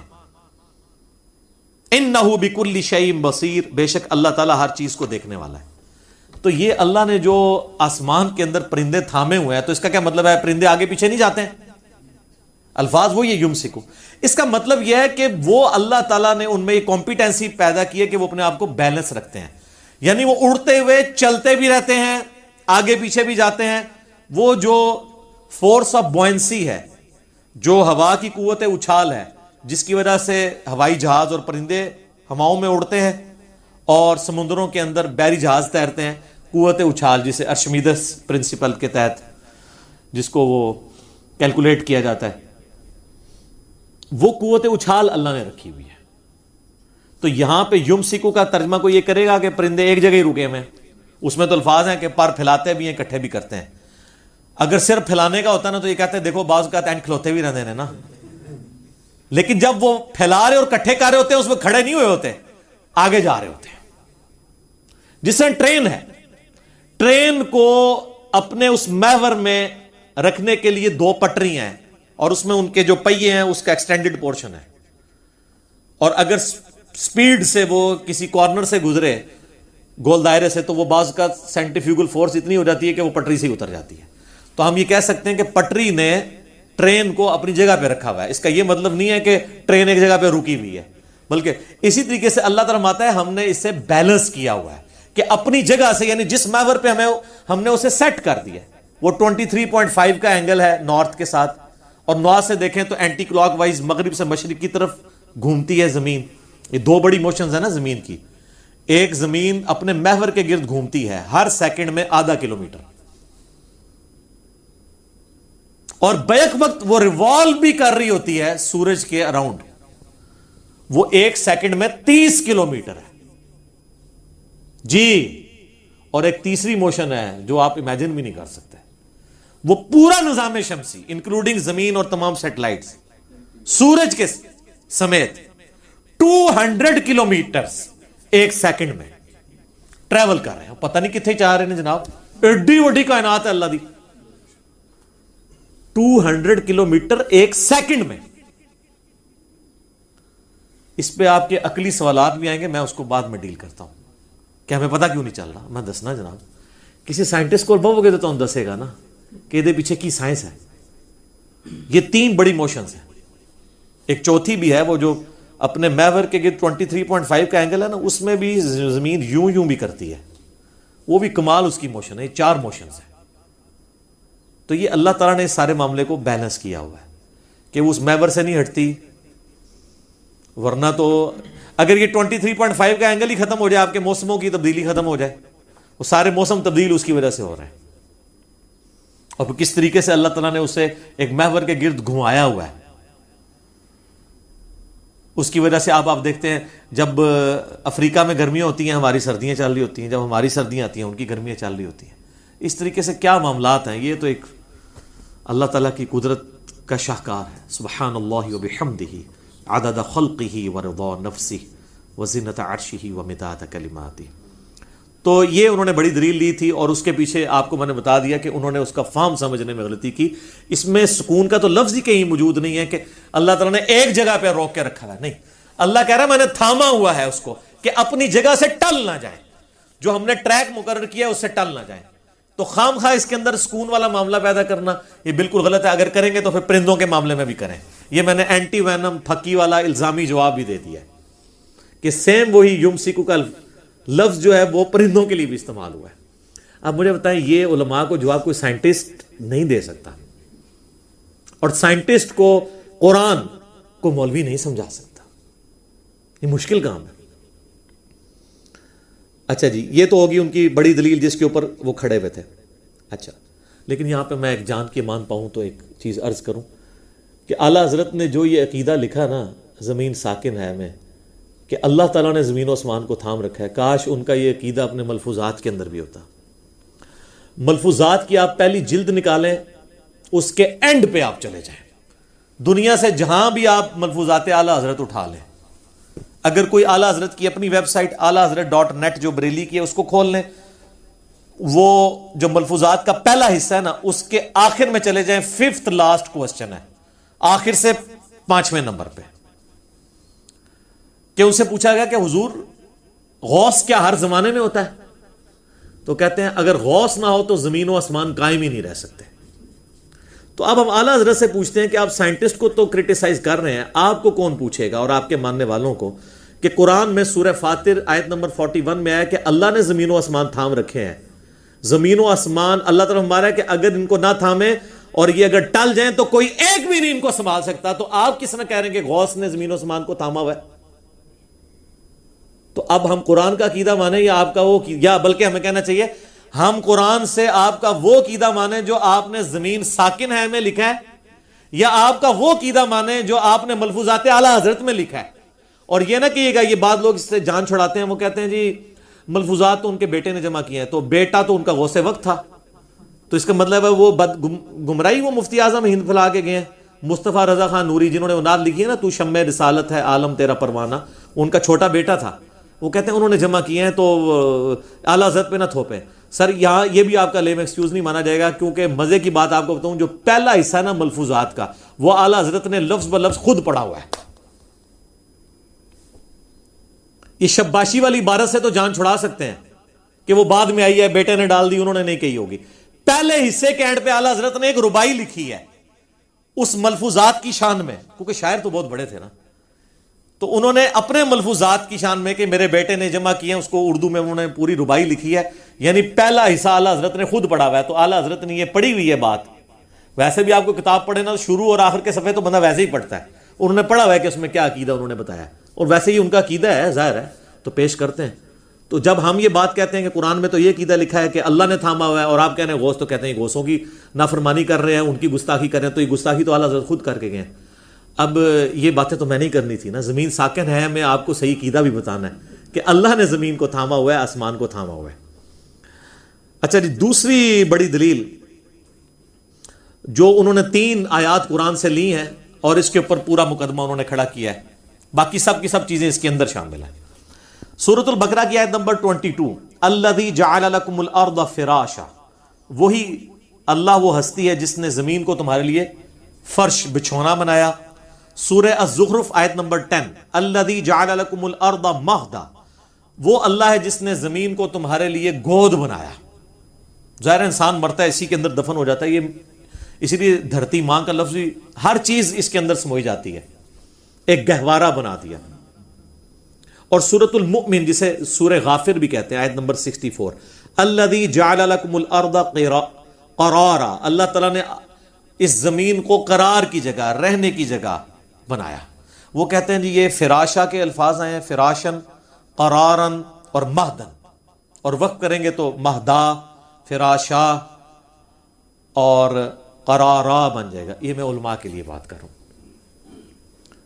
تو وہ کہتے ہیں اس سے یہ ثابت ہوا کہ زمین فلیٹ بھی ہے، کیونکہ اللہ نے اس کو بچھونا بنایا، اور سٹیبل بھی ہے. سر اس کا یہ مطلب نہیں ہے، یہ قرآن میں کہاں لکھا ہوا ہے کہ زمین فلیٹ ہے؟ کہیں بھی نہیں لکھا. فرش بنانے کا تو یہ مطلب ہی نہیں ہے. فرش بنانے کا مطلب ہے اسے رہنے کے قابل بنایا.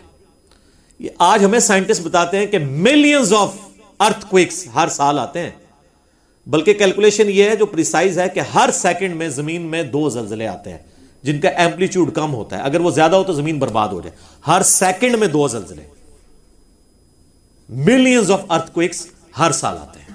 تو ان ارتھ کوئکس کے ایمپلیٹیوڈ کو نہ بڑھنے دینا، اس کے باوجود ہمیں سٹیبل رکھنا، اور زمین کی اتنی بڑی بڑی 3 موشنز کے باوجود سٹیبل رہنا، یہ اللہ تعالیٰ نے اسے قرار کی جگہ بنایا ہے اور یہ فراش بنایا ہے. اس کا یہ مطلب نہیں ہے کہ ارتھ فلیٹ ہے. اور سر یہ تو کبھی بھی کسی کا عقیدہ نہیں تھا ارتھ فلیٹ ہے.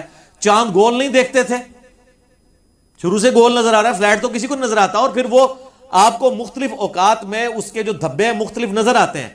تو اس سے پرانے زمانے کو بھی میں لوگوں کو پتا تھا کہ یہ جو چاند ہے یہ سفیریکل ہے. سورج کی طرف تو آپ غور سے نہیں دیکھتے، چاند کے دھبوں کو تو آپ یوں کرتے ہوئے دیکھ سکتے ہیں، تو پتا تھا یہ سفیریکل ہے. یہ کوئی یہ نہیں ہے کہ صرف گول پلیٹ کی طرح ہے. یہ بھی کہتے ہیں نا گول ہے لیکن فلیٹ ہے، نہیں، یہ سفیریکل ہے، بال کی طرح. یہ سب کو پتا تھا، ہمارے پرانے سائنٹسٹ بھی تھے، ان کو یہ باتیں پتا تھی. تو ان آیات کا انہوں نے بالکل غلط مطلب لیا. یہ مطلب ہمیں سائنٹسٹ بتاتے ہیں. اور سر اسی طریقے سے قرآن حکیم میں جو آیا کہ ہم نے پہاڑوں کو میخیں بنایا ہے کہ زمین ڈولے نا، تو وہ زمین کو بیلنس کرنے کے لیے ڈائنامک بیلنسنگ ہے اس کی.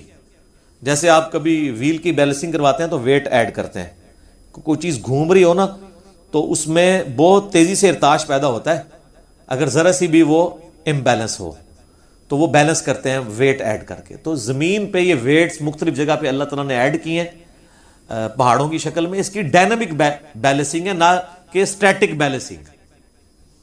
تو یہ میں سائنٹسٹ بتائیں گے, ظاہر جیولوجی کی فیلڈ کا مسئلہ ہے نا, یہ وہی لوگ بتائیں گے. یہ وہی لوگ بتائیں گے کہ جنہوں نے محنت کر کے آپ کے ہاتھ میں اسمارٹ فون دے دیے ہیں جس پہ آپ یوں یوں کرتے ہیں, اپنی تقریریں دیکھ کے خوش ہوتے ہیں. یہ کسی حافظہ اللہ یا دامت برکاتم عالیہ رحمت اللہ علیہ کا تو بنایا ہوا نہیں ہے نا, انہوں نے ثابت کر دیا ہے. اور سر زمین کا گول ہونا, اس کی موومنٹ کو تو اب فزیکلی آبزرو کر لیا گیا سیٹلائٹ میں جا کے. اس کے امیجز آتے ہیں, ویڈیوز بھی آتی ہیں. اور سیٹلائٹ صرف کافروں کے چھوڑے ہوئے نہیں, پاکستان کا بھی 80s میں ایک سیٹلائٹ گیا ہوا ہے. دنیا میں کتنے مسلمان ممالک ہیں جن کے سیٹلائٹ اس وقت فضا کے اندر موجود ہیں, جو زمین کو گھومتا ہوا, جس میں سے آپ دیکھ سکتے ہیں اس کا گول ہونا بھی, اور لائیو ویڈیوز پڑیں گی. بلکہ میں آپ کو بتاؤں, میرا خود بھی تعلق ایک ایسے ادارے کے ساتھ ہے جہاں پہ ڈیفنس کا کام ہوتا ہے. میں نے فزیکلی, یعنی آپ میرے اوپر تو اس اعتبار سے اعتبار کر لیں کہ جو ہمارے جو میزائل سسٹم کا معاملہ ہے, اس کے اوپر بھی باقاعدہ جو پاکستان کے میزائل چھوڑے جاتے ہیں تو ان کے اوپر کیمرے فٹ کیے ہوتے ہیں, اور ریئل ٹائم ڈیٹا نیچے ویڈیو میں ہم آبزرو کر رہے ہوتے ہیں. اور ہمارے کئی میزائل جو ہیں وہ کتنے کلومیٹر اوپر تک جاتے ہیں, 50 کلومیٹر اوپر تک زمین سے. اب ایک میزائل اگر 50 کلومیٹر زمین سے اوپر گیا ہوا ہے, آپ کے ہوائی جہاز وغیرہ تو یہ 10 کلومیٹر سے زیادہ اوپر نہیں جاتے جو بوئنگ اور ایئر بس کے ہیں, لیکن میزائل چونکہ وہ ریئر ایٹماسفیئر میں چلا جاتا ہے, جہاں آلموسٹ آپ سمجھ لیں کہ زمین کی وہ ایٹماسفیئر کی ڈینسٹی بہت کم ہوتی ہے. تو یقین کریں وہ اڑنے سے لے کر اس کے گرنے تک کی پوری ویڈیو لائیو آ رہی ہوتی ہے. تو میں نے وہ ویڈیو کئی بار دیکھی ہے. جیسے ہی وہ وہاں سے لانچ کرتا ہے, وہ جیسے ہی وہ ہائٹ پہ جانا شروع کرتا ہے نا, تو کرتے کرتے زمین آہستہ آہستہ گول ہونی نظر آتی ہے, پوری کرویچر گول کی گول نظر آتی ہے, کوئی فلیٹ نہیں ہے زمین. یہ تو مسلمانوں نے آبزرو کیا ہوا ہے, اور سیٹلائٹ جو ہیں وہ پوری دنیا کے اندر موجود ہیں. تو یہ تو وہ منظر ہے جو میں نے ریئل ٹائم دیکھا ہوا ہے. اگر آپ کہیں گے یوٹیوب کے اوپر جعلی ویڈیوز ہیں, تو جعلی ویڈیو نہیں ہے. ٹرکی کا بھی سیٹلائٹ ہے, پاکستان کا سیٹلائٹ ہے, اور کئی اسلامی ملک ہیں جن کے سیٹلائٹ جو ہے موجود ہیں, جن کے اندر سے ریئل ٹائم آپ کو دیکھ سکتے ہیں آپ کے زمین موو بھی کر رہی ہے اور زمین جو ہے وہ گول بھی ہے. لہٰذا اب یہ اس معاملے میں کوئی وہم نہیں رہ گیا, اور یہ پوری دنیا کے جو ٹی وی چینلز کا سلسلہ ہے انہی سیٹلائٹ کے اوپر چل رہا ہے. آپ کے موبائل فونز کا سارا سلسلہ یہ آپ سارے مانے ہوئے ہیں. یہ کس کے اوپر چل رہا ہے؟ پوری دنیا کا جو نیویگیشن کا سسٹم ہے ایروپلینز کا, وہ سارے کا سارا اس کے اوپر چل رہا ہے. ہوائی جہاز جو ڈیٹا لے رہا ہے اپنی سمت کا, وہ سیٹلائٹ سے لے رہا ہے. تو فزیکلی انہوں نے سب کچھ کر کے بتا دیا, لہذا اب اس کا انکار آج کے دور میں تو ناممکن ہے.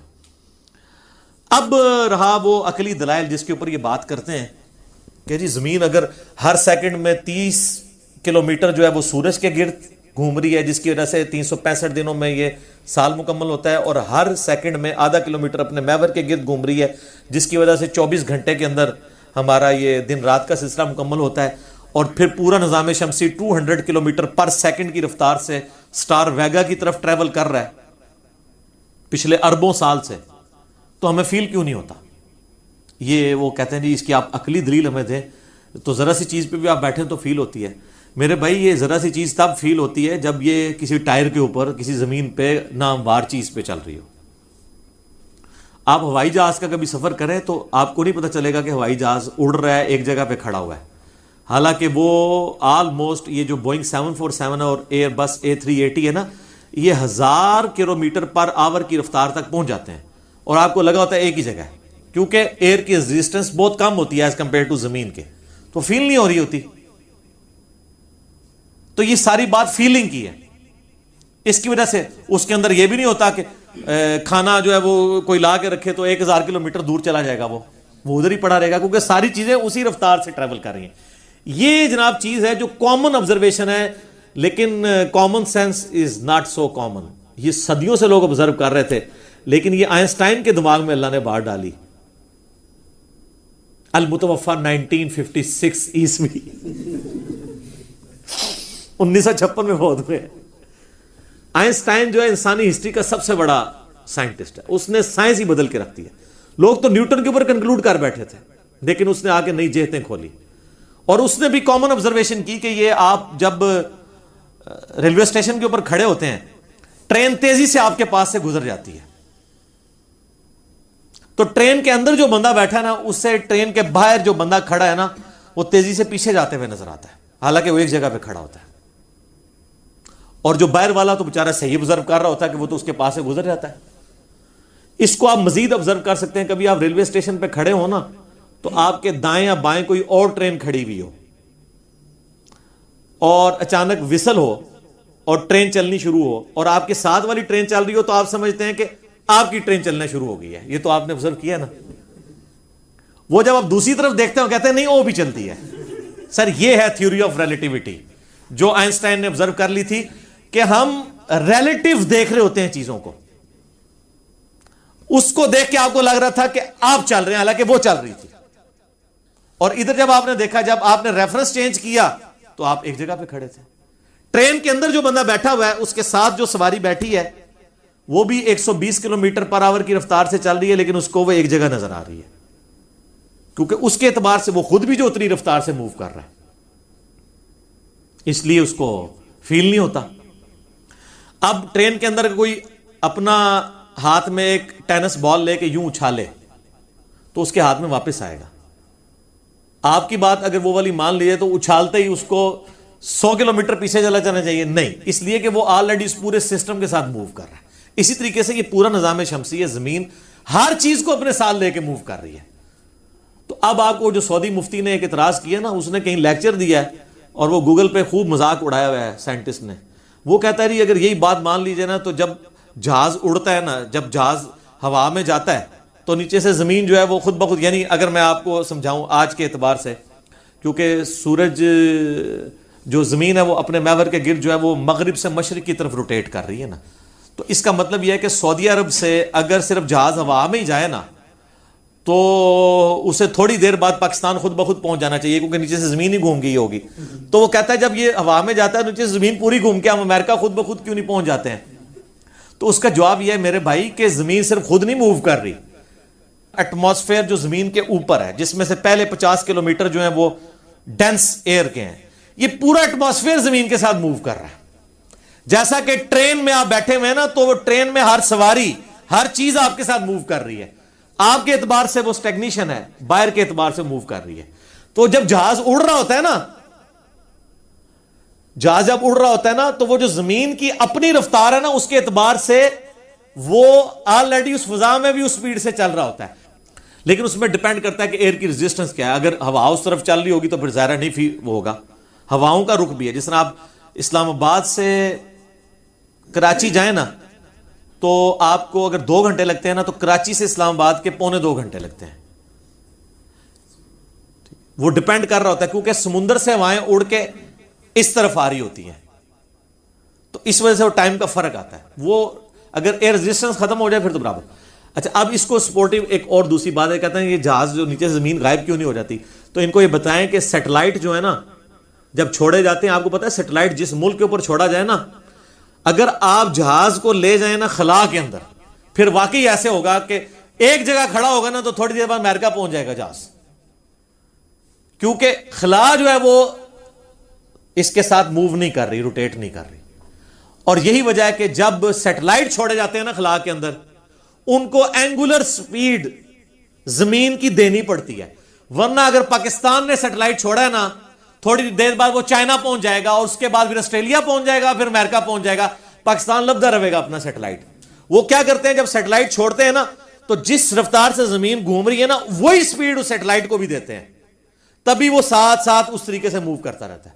سیٹلائٹ سپیڈ میں چھوڑا جاتا ہے، لیکن ایٹماسفیئر کے اندر جو چونکہ پورا ایٹماسفیئر موو کر رہے ہیں، وہاں آپ یہ فیل نہیں کر سکتے. تو یہ وہ جو شیطان اگر آپ کو وسوسہ دلائے کہ جب ہوائی جہاز اوپر جاتا ہے تو وہ خود بخود امریکہ کیوں نہیں پہنچ جاتا، تو آپ تھوڑی سی سائنس سیکھ لیں، آئنسٹائنز تھیوری آف ریلیٹیوٹی پڑھ لیں جو اس نے کامن آبزرویشن کی تھی. اچھا، اب آ جائیں میرے بھائی اس نظریے کی طرف. یہ 2 نظریات ہمیشہ سے انسانیت میں رہے ہیں اور قبل از مسیح ہیں، نبی علیہ السلام سے بھی پہلے کے ہیں. ایک جیو سینٹرزم ہے کہ زمین کائنات کا محور ہے، ہر چیز کے گرد گھوم رہی ہے، اور دوسرا ہے ہیلیو سینٹرزم کہ سورج سینٹر میں ہے، اگرچہ سورج بھی موو کر رہا ہے پورے سولر سسٹم کے ساتھ، لیکن سولر سسٹم کے جو سیٹلائٹ ہیں وہ اس کے گرد گھوم رہے ہیں. لہٰذا یہ کہنا کہ یہ 1615 کے اندر آ کے گلیلیو نے یہ جو ہے وہ مصیبت انسانیت کو ڈالی، اس سے پہلے کسی کا عقیدہ نہیں تھا، ہمیشہ سے تھا. سر گلیلیو تو ہے 1615 میں اس نے ٹائڈز کے اوپر اپنی کتاب لکھی ہے. گلیلیو سے بھی 600 سال پہلے البیرونی جو مسلم سائنٹسٹ تھا 1973 عیسوی میں پیدا ہوئے اور 1050 عیسوی میں فوت ہوئے، 8 سے 1000 سال پہلے. ان کی کتابیں دنیا میں موجود ہیں جس میں انہوں نے زمین کو گول بھی لکھا ہے اور زمین کا سرکمفرنس پورا معلوم کیا ہے انہوں نے، جو سب سے ایکوریٹ سرکمفرنس ہے اتنے لمیٹڈ ریسورسز کے ساتھ. صرف 2% کا ایرر ہے آج کے ساتھ. اس بندے نے اس وقت کیلکولیٹ کیا سمپل میتھمیٹکس کے ذریعے. تو وہ البرونی بھی اس میں لکھتا ہے کہ زمین جو ہے وہ موو کرتی ہے. تو یہ گلیلیو کے کھاتے میں ڈال دیا ہوا ان لوگوں نے. یہ تو مسلم سائنٹسٹ کا بھی یہ نظریہ تھا. گلیلیو کو تو سزائیں بھگتنی پڑی چرچ سے، لیکن پھر اس کے مشن کو آگے لے کے چلا نیوٹن. لیکن البیرونی کو آپ نہیں ثابت کریں گے کہ سلطنت عباسیہ نے کوئی سزا دی ہو کہ تو نے قرآن کے خلاف عقیدہ رکھ لیا. اس کا مطلب ہے کہ سلطنت عباسیہ کے دور کے اندر بھی قرآن کے خلاف اس عقیدے کو نہیں مانا جاتا تھا، ورنہ تو البیرونی کو ٹانگ دیا جاتا. اچھا آپ ان مسلم سائنٹسٹ کا تعارف گوگل میں جا کے پڑھیں تو وہ بھی خود ان کی تعریف کرتے ہیں کہ یہ لوگ اس وقت اتنے انٹلیکچوئل تھے اور مسلمان ان کو آن کرنے کے لیے آج تیار نہیں ہو رہے. وہ الٹا مسلمان تو ان کے اوپر کفر کا ہی فتویٰ لگا دیں گے. تو یہ بالکل ان کی نان سینس اپروچز ہیں. اچھا اعلیٰ حضرت اس کتاب میں نا آپ کو پتہ ہے یہ مین جو بندہ ہے نا کوپرنیکس ہے جس نے یہ سارا سیٹلائٹس کے اوپر پوری ورکنگ کی. اس کے بعد کیپلر اور پھر گلیلیو اور پھر نیوٹن، یہ 4 بڑے بندے ہیں. تو اعلیٰ حضرت نے نا اس میں لکھا ہے اپنی کتاب کے اندر کوپرنیکس کی بدعت دلالہ. وہ لوگ جو بدعت کو مانتے ہی کوئی نہیں ہے، جن کے اپنے اعمال کے اندر میں نے کہا چلو بدعت دلالہ کا لفظ تو انہوں نے یوز کیا ہے. اور اس طریقے سے آئنسٹائن کو بھی انہوں نے برا بھلا کہا. بہرحال ایک پازیٹیو چیز ہے کہ انہوں نے امام غزالی والا مسئلہ حل کر دیا. امام غزالی نے کیمیائے سعادت میں لکھا تھا کہ سورج زمین سے 160 گنا بڑا ہے، اور اعلیٰ حضرت نے اپنی کتاب زمین ساکن ہے میں لکھا ہے کہ سورج زمین سے 13 لاکھ گنا بڑا ہے. ایک بات وہ مان گئے کہ بزرگوں کے پاس جو علم سائنس تھا وہ کمزور تھا، اور ظاہر اعلیٰ حضرت نے خود کوئی انوینشن نہیں کی ہے، ہمارے فلکیات کی چیز انہوں نے کوٹ کی ہے. پھر وہ اعلیٰ حضرت اس میں کہتے ہیں کہ جب یہ 13 لاکھ گنا بڑا ہے تو اور گریویٹیشنل فورس بھی ایگزسٹ کرتی ہے، تو اگر سورج کے گرد زمین چکر کاٹ رہی ہوتی ہے، عقلی دلیل وہ دے رہے ہیں، تو 13 لاکھ بندے اگر ایک طرف کھڑے ہوں اور ایک بندہ ایک طرف ہو تو 13 لاکھ بندے اس ایک بندے کو گھسیٹ نہیں لیں گے اپنی طرف. تو کہتے ہیں کب سے یہ زمین جو ہے نا سورج کے اندر جا کے گر کے ختم ہو گئی ہوتی ہے اگر ہم آپ کی یہ والی بات مان لیں کہ اس کے گرد روٹیٹ کر رہی ہے قوت کشش ثقل گریویٹیشنل فورس کی وجہ سے. تو اس کا سائنٹیفک آنسر یہ ہے، اعلیٰ حضرت کے ماننے والوں کو ہی دے سکتے ہیں، ظاہر وہ تو اللہ کے پاس جا چکے ہیں، کہ صرف سینٹریپیٹل فورس نہیں ہوتی ہے، سینٹریفیوگل فورس بھی ہوتی ہے. اور یہ دونوں فورسز جب بیلنس ہوتی ہیں نا پھر کوئی چیز کسی دوسری چیز کے گرد روٹیٹ کرتی ہے. تو وہ جو زمین جا کے سورج میں گر نہیں جاتی وہ اس وجہ سے کہ زمین کو اللہ نے رفتار اتنی دی ہے گھومنے کی کہ وہ رفتار سینٹریفیوگل فورس، وہ فورس جو سینٹر سے آپ کو دور کی طرف لے کے جاتی ہے، وہ اتنی فورس ہے کہ اس کو اندر گرنے سے روکتی ہے. اور اس کو آپ آبزرو کریں گے موت کے کنویں کے اندر. موٹر سائیکل جب سپیڈ میں گھومتا ہے تو وہ موت کا کنواں جو سرکس میں ہوتا ہے تو وہ اس کے اوپر تک آ جاتا ہے، تو بیچ میں کیوں نہیں گرتا؟ اپنی سپیڈ کی وجہ سے. لیکن اگر تھوڑا سا اوپر چلے گا تو باہر جا کے ضرور گر جائے گا. تو زمین کی بھی ذرا سی فورس ڈسٹرب ہوتی تو زمین سورج کو چھوڑ کے بھاگ جاتی، اور ذرا سی کم ہوتی تو سورج کے اندر گر کے فنا ہو جاتی. یہ اللہ نے بیلنس کیا. اللہ اکبر کبیرہ والحمدللہ کثیرہ وسبحان اللہ بکرۃ واصیلا. God is the only explanation of all the physical phenomena in this universe. خدا ہی وضاحت ہے ان تمام چیزوں کی. آپ گھر میں بھی تجربہ کر سکتے ہیں، کسی چھوٹی سی بالٹی کے اندر یا جگ کے اندر ایک وہ بنٹا رکھ کے آپ شیشے کی گولی اس کو یوں گھمائیں تو آپ دیکھیں وہ دیواروں سے اوپر چڑھتی. کیوں؟ وہ اس کے اندر اس سپیڈ کی وجہ سے ایک سینٹریفیوگل فورس جو اسے سینٹر سے دور رہنے پہ مجبور کرتی ہے وہ پیدا ہوتی ہے. تو زمین کو جو اللہ نے سپیڈ دی ہے نا سورج کے گرد 30 کلومیٹر ایک سیکنڈ میں، یہ سپیڈ اس کو مجبور کرتی ہے کہ سورج سے دور بھاگے. اور سورج جو اس کو کھینچ رہا ہے نا وہ 13 لاکھ بندے جو کھینچ رہے ہیں، وہ اسے مجبور کرتے کہ سورج کے اندر گر جائے. تو وہ سپیڈ اتنی دی ہے اللہ تعالیٰ نے کہ وہ نہ وہ حاوی ہوتا ہے نہ یہ حاوی ہوتا ہے, اور بیلنس ہو کے ایلپٹیکل آربٹ کے اندر وہ گھومتی رہتی ہے اور بیلنس رہتی ہے. یہ اللہ کے کام ہے جی. تو باقی باتیں کرنے کو تو بہت زیادہ تھی, خیر ابھی بھی بہت زیادہ ہو گئی ہیں, لیکن یہ میں نے مقدمہ پورا اس لیے کلیئر کیا کہ آندہ کوئی 1000 وسوسے بھی آئے نا علماء دین کی طرف سے یا سائنٹسٹ کی طرف سے, دونوں میں نے کور کیے ہیں, وہ کم از کم آپ کو سمجھ آنا شروع ہو جائیں. باقی پھر بھی میں آخر میں کہوں گا کہ میرے جو 3 لیکچرز ہیں, ہو از اللہ in the light of latest scientific facts, اور who created God, Richard Dawkins کی کتاب دا گاڈ ڈیلوژن کا جو میں نے پوسٹ مارٹم کیا ہے, اور تیسرا میرا لیکچر قرآن ورسز ماڈرن سائنس. یہ تینوں کا لنک بھی ہم اپنی ویڈیو کے نیچے دے دیں گے. کئی باتیں جو آج میں نے سکپ کی ہیں وہ انشاءاللہ اس کو سننے کے بعد آپ کو کلیئر ہو جائیں گی. تو یہ جو اس کو قرآن و سنت کا مسئلہ بنا کر پیش کیا جا رہا ہے, یہ بالکل زیادتی کر رہے ہیں. قرآن و سنت اس کی سپورٹ کے اندر نہیں ہے. کچھ احادیث بھی انہوں نے پیش کی تھی, وہ میں نے سکپ کر دیں اس لیے کہ وہ خود آؤٹ آف کنٹیکسٹ ہیں, وہ اس کے ساتھ ریلیٹڈ ہے ہی نہیں ہے. تو اصل چیز مقدمہ قرآن کے اوپر کھڑا ہوا تھا, وہ میں نے بیان کر دیا, اور جو احادیث تھیں ان کی جو انہوں نے مین احادیث لی, میں نے اس کی انٹرپریٹیشن بھی بیان کر دی ہے تاکہ آپ کو معاملات سمجھ آ جائیں. ایسا نہ ہو کہ ایک نوجوان آدمی جس طرح آج کل لوگ جو ہے وہ متنفر ہوئے ہیں. میں پھر وہ آخر میں وہی بات کروں گا کہ عامر خان نے پی کے فلم بنا کے جو لوگوں کے متس توڑے تھے اور ہندوازم کی کمزوریاں لوگوں پہ ہائی لائٹ کی تھی, ہمارے لوگوں نے یہ, اچھا اس نے تو پی کے فلم بنائی نا, وہ کہتے ہیں اس کو کہتے ہیں سازش کی ہے, یہ پاکستان والا پی کے ہے کیونکہ ہماری فلائٹس بھی ہوتی ہیں نا پی کے. تو انہوں نے جو ہے انڈین فلم بنائی ہے جو یہ, اس نے اسلام کی بدنامی کر دی ہے کہ جی زمین ساکن ہے اور قرآن کا یہ عقیدہ ہے. اور آپ دیکھ لیں کسی مولوی کی جرت نہیں ہو رہی ہے کہ, اور جن لوگوں نے کلپ بھی بنایا میں نے وہ دیکھے, انہوں نے ان کے دلائل کا جواب نہیں دیا, بس یہ کہہ دیا کہ نہیں ایسا نہیں ہے, یہ ایسا ہی ہے. تو قرآن سے جو دلائل پیش کر رہے ہیں آپ بتائیں کہ آپ کو سمجھنے میں یہاں پہ غلطی لگی ہے, اور حقیقت یہ ہے. ٹھیک ہو گیا جی.